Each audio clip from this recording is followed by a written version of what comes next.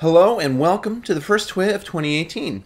January and February are the deep dark months of hockey. We are a couple months away from pre-playoffs, but many a playoff dream could be shattered by one bad run during this time. So let's forget about that and talk about GMs. General managers are the builders of contenders, or they're the guys who slap some paint on some dumpsters. There are very clearly GMs who know what they're doing, and there are very clearly many more who do not.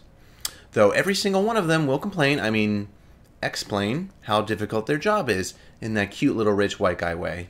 You all just have no idea how hard this job is. If you did, you'd be like, wow, that job is so hard. The guy doing it must be so tough and so smart to do that job every day, all the time, okay? Jeez. That's why I'm not making any trades, okay? So stop asking. So in honor of these little snowflakes, let's figure out what makes a good GM and what makes a bad one. This is Steve Yzerman, Tampa Bay Lightning GM. He uses Florida's tax laws, no personal income tax, to sign elite players like Steven Stamkos and Victor Hedman to salary cap friendly contracts, keeping his team competitive. He's a good GM. This is Marc Bergevin, Montreal GM. He looked at his best defenseman and decided he wanted to trade him for an older, slower, more expensive defenseman for reasons.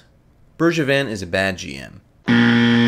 This is Lou Lamoriello, Toronto GM. Together with Brendan Shanahan, he has effectively diagnosed the problems of his team and addressed those issues over the last few years, creating what many believe to be a solid contender.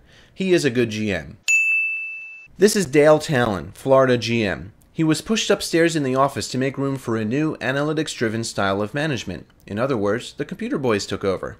When the computer boys produced one bad season, thanks to some genuinely bad luck, Talon came storming back like a vengeful angel and kicked the computer boys out, even going so far as to let two effective players the computer boys liked go for nothing during the expansion draft. And now, Florida is genuinely shitty again, not just unlucky shitty. Talon is a bad GM.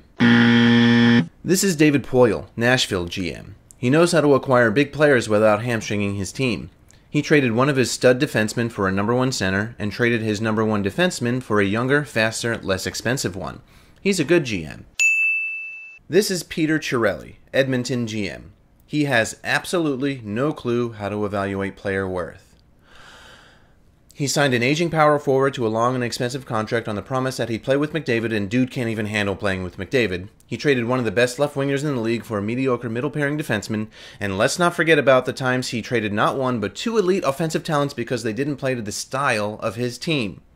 Chiarelli is a bad GM. NHL GM, a job any idiot can do.